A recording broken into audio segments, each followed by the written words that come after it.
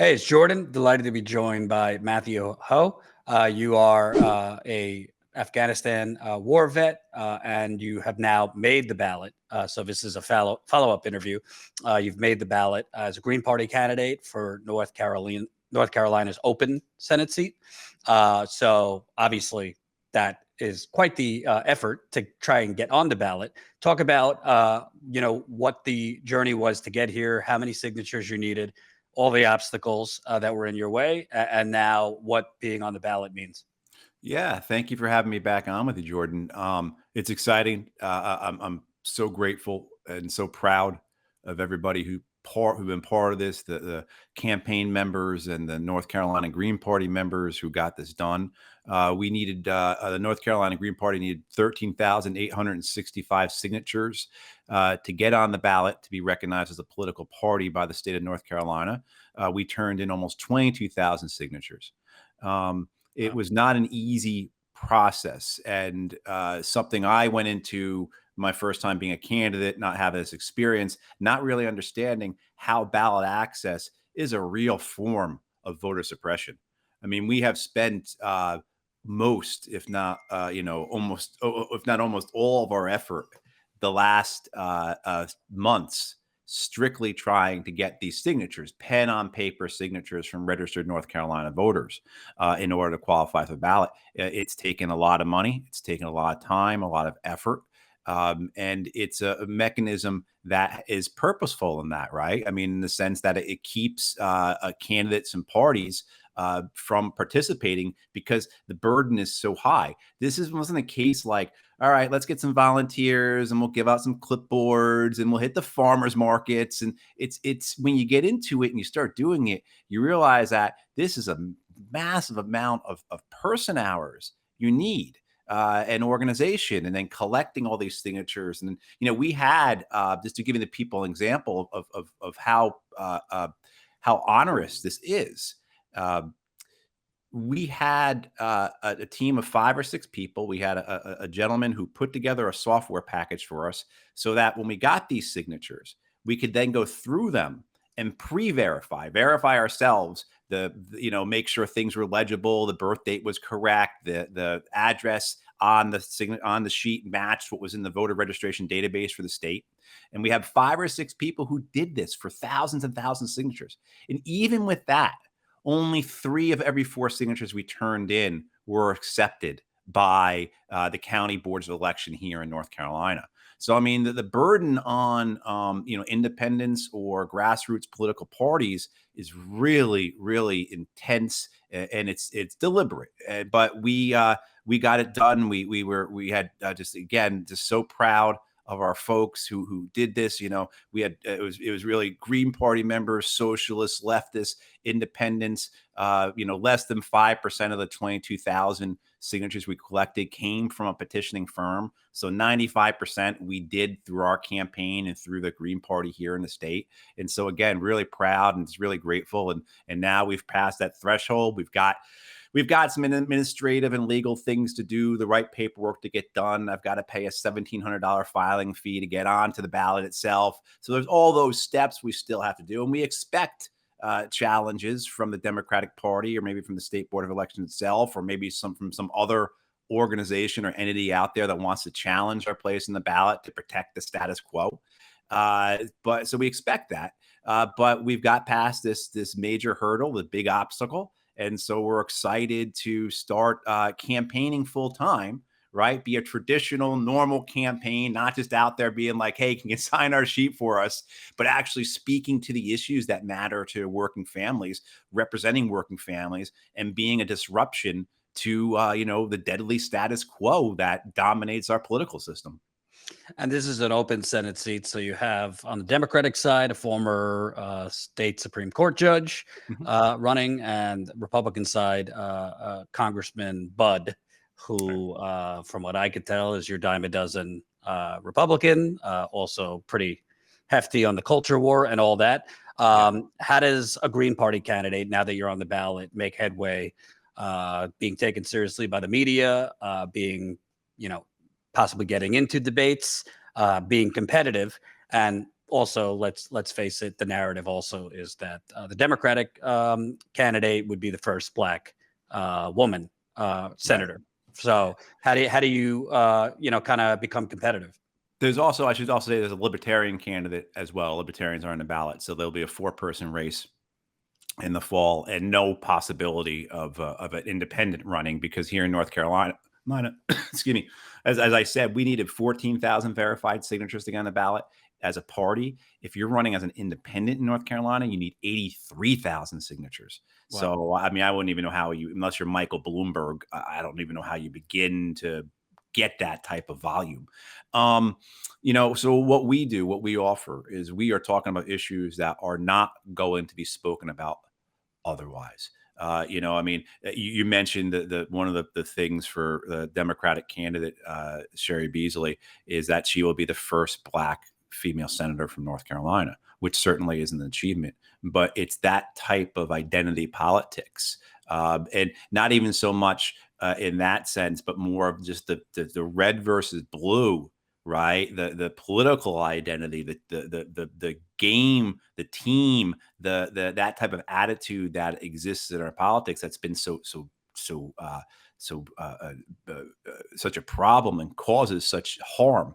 So it's getting the issues that actually are affecting working families out in the forefront, because they're not going to be talked about otherwise. Healthcare is not going to be spoken about in this race unless we bring it up, and particularly the crime of for-profit healthcare. The fact that how many millions and millions of North Carolina families, 4 in 10 North Carolina families are either uninsured or underinsured for healthcare. These are people who have to check their banking account before they go to the doctor's office, make those decisions. And then we see it too, just in the statistics.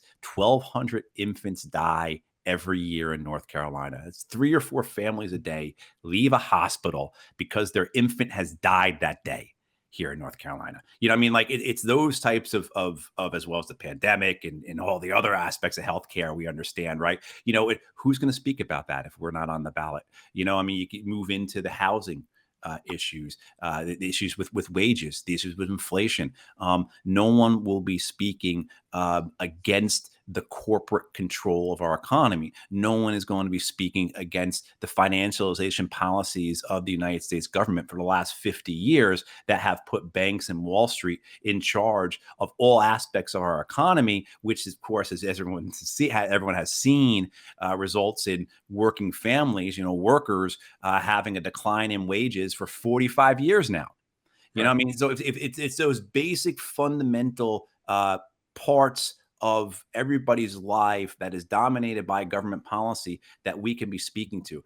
When we were out there petitioning, we found our messaging on ending the war on drugs was incredibly popular. Not because people want to go get high in a park or something like that, because not everybody, but many, many people have seen the very real effects of the war on drugs on millions of people, families, and communities throughout this country for the last 50 years, whether it be with the overdose epidemic, where we have 12 overdose deaths a day in North Carolina right now, or the racist and classist criminal prosecution of the war on drugs the last 5 decades that has resulted in so many families being ruined because of nonviolent drug charges. I mean, that's what people will come and talk to us about. I mean, so we people want these issues addressed. They want them spoken about because they're the ones who are suffering. We are going after voters who are not taking part in the political system, not because they're apathetic, but because they've been pushed away from it and alienated from it. And we want to bring them back in. And let me ask you, because we're already seeing kind of the normalization of 19 children killed in a school. It's still being covered, but not as it should be. There's already kind of the news cycle moving on to other things. You served in Afghanistan. Obviously, guns are a sensitive topic, and North Carolina obviously has a gun culture too. But I'd be curious if this would be something in your campaign, because based on military officials that I've seen, they have said there is no place for AR-15s in civilian hands. Yeah, no, there's none. Absolutely none. I carried one. I carried. I was in the Iraq War twice, and both times I carried rifles and pistols. I've used these weapons. I've seen them used. I've seen the effects of these weapons on people. I've seen the effects of these weapons on children. I've seen murdered children. I've seen dead children in my life. I know exactly.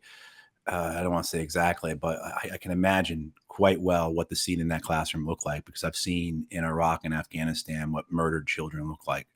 And there is no place for these weapons. We have a very real problem. I mean, one of the things is we've got 400 million guns in this country. How do we get them all back? I'm also very aware that these AR-15s, these assault weapons, they they are the result. They result in these massacres, but the great bulk of the gun deaths in this country that compose the violence that are the arm of the violence that dominates so many American neighborhoods and communities and families and ruins them, are handguns. And so it goes beyond, for me, the notion of taking back these assault weapons, doing something about assault weapons. We have 400 million guns in this country. So at point you say, my God, what do we do about it?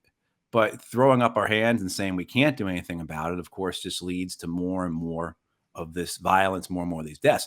I mean, and I think the two issues, this and then, of course, then the war on drugs we were just speaking about, are connected. The idea that we live in a society where the biggest killer of our children are guns, and the third biggest killer of our children are overdoses is just, I mean, that's, I don't even know what to say. I mean, I've known that stat since it became a stat, in the last few months, that this is now the reality here. Guns are the biggest killer of our children. Overdose or third. I've known this for however long now. I still can't formulate or articulate it's something to express how I feel about that. And I think most people are like that. It's so anathema. It's so horrible that, but what are we going to do about it? And we have to do about this. We have to treat these issues, whether it be overdose deaths, whether it be gun violence, as public health matters. And there's a lot that goes into that. But also, too, the idea that we live in a culture that fetishizes violence, that enjoys violence. We have a government where the preferred solutions for our government, whether it be federal, state, local levels, tend to be violence-based solutions. All that needs to be turned around. And I'm a big admirer of Cornel West, and I like to quote what he says, that we are living at the intersection of might makes right and greed is good. And until we Absolutely. address those two things, until we address those fundamental philosophies of our society, of our culture, that might makes right and greed is good, no type of legislation is going to be effective. Not saying we're not going to pursue legislation, but I think people understand that we have a very real issue with violence in this country at all levels. But we have a sustainment of violence through our government policies that we have to end. And you talk about the corporatization, the privatization. We hear the kind of media manufactured narrative that unemployment's low, GDP is good, inflation is bad, but there's more jobs available than people who want them, and blah blah blah. Meanwhile, rents are skyrocketing in most cities, even in rural America. Not to mention other costs separate from inflation. What's your message on that? Because you have a Democratic Party that kind of won't even fight for its build back better. I mean, Yeah. Biden obviously was in fetal position most of the time, as Manchin and Sinema blocked that. Frankly, I don't even think other Democrats beyond Manchin and Sinema want to do anything structural to address income inequality, gentrification, skyrocketing housing prices. And we know, the Republicans' idea for economic equality is more tax cuts, for corporations and donors. So, if you made it in there, what could you do as a senator in terms of, just skyrocketing everything? Well, I think the first thing you do is you speak the truth of the matter. You remember who you represent. I'll be, if I was elected representing working class families and speaking the truth as they know it, not as what the lobbyists, the banks, the corporations see. I'm reminded of, and I think I heard it both about Clinton and Obama. There's apocryphal story that they go into a restaurant or into a McDonald's or something, and they say to one of the workers there, I've created 10 million jobs or whatever the number is. And the person says back to them, yeah, I know. I got 3 of them. This idea that, the statistics that say how great our economy is moving along. Joe Biden calls it the greatest economic recovery in the history of America, or whatever he says. And the reality, though, that as a recent poll just showed, almost 2/3 of Americans are reporting as living paycheck to paycheck, and 60% of Americans are saying they have a hard time making ends meet. Every year there's another report that comes out that says, 56% of Americans can't afford a $1,000 emergency, and I know a lot of people who live like that. I have friends and family who live like that. And it's the result of deliberate government policy, because the policies of the last 50 years, these financialization policies, have deliberately taken, to put simply, the money in the economy and pushed it into Wall Street, pushed it into the banks, pushed it into allowing corporations to reinvest in their own executives and their own stocks, rather than putting that money into their workers. We've had monetary policy, right, that makes a strong dollar, which means you get rid of manufacturing here in this country, and you buy plants and factories overseas. You import cheap goods. You push wages down. You force workers to live off of credit, et cetera, et cetera. And now here we are at this point, 45 years, workers haven't seen a raise in 45 years, on and on and on. So what it is what we got to do, Jordan, is we've got to take control of these policies. If for my whole life, since the Nixon administration, we've had government policies that have been deliberately set to benefit the corporations, the banks, the wealthy, it is only fair and just that we can have policies that deliberately benefit working families in this country. We're talking about through, I think, predominantly through a Green New Deal, which includes a massive economic Bill of Rights. So you're talking about things like an annualized livable wage, something that is adjusted year by year. And there's a number of different ways you can do this. I tend to favor the idea of adjusting a living wage locally based upon housing costs every year, so it serves as well as a form of rent control.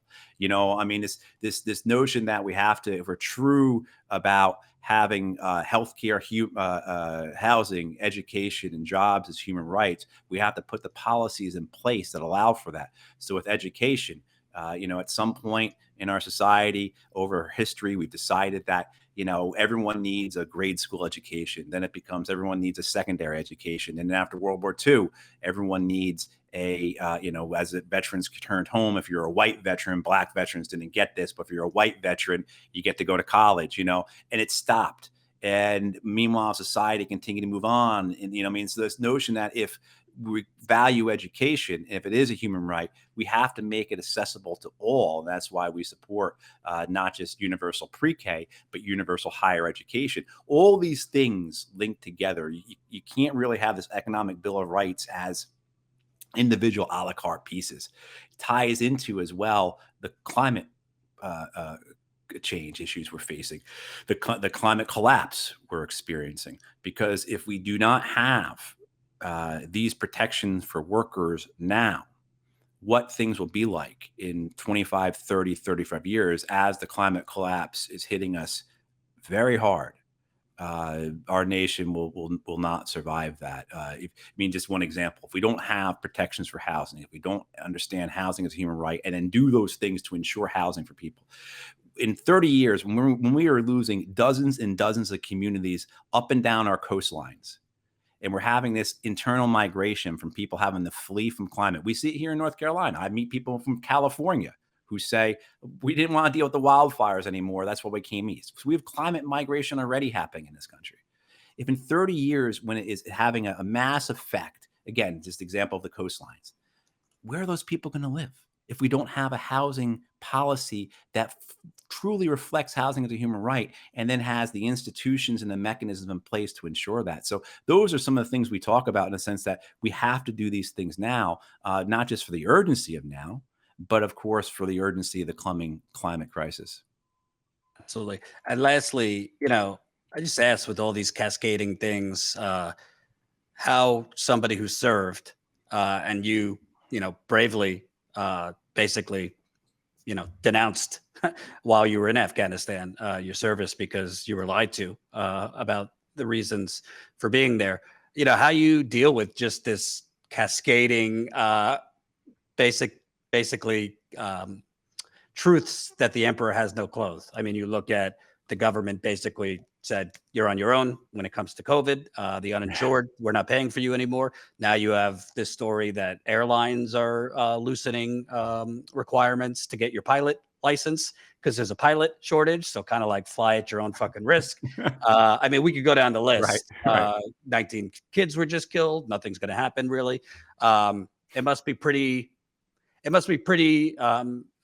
tough psychologically that you fought for this country when kind of this country is not really honoring what you fought for. Well, I think a lot of it is, you mentioned I was lied to, but I lied to myself for a number of years, a long number of years. I made excuses for myself, lied to myself, didn't embrace what I knew was true for fears for my own, career ambitions, or for wanting to be part of the group, or for belonging to an institution, or, on and on and on. There's all kinds of excuses and lies. And I think we see that throughout our society in various institutions, in ways people take part in a system that suppresses and oppresses vast segments of our population. The only answer is to fight back. The only answer is to take this. And I'm not saying, and certainly I hope people, because I'm running as a candidate, don't think that I think electoralism is the only way forward. It certainly is not. I'm very much a believer that a political movement has to be the arm of a movement, one arm of the movement, one part of the body. And that the politics, the electoralism, is just that one part. But we as a people, look, two-thirds of us in this country are living paycheck to paycheck. That solidarity, and we have to get back to notions of class solidarity. We have to protect all of our family members and neighbors who are persecuted because of their skin color, their ethnicity, their backgrounds, who they are as a person.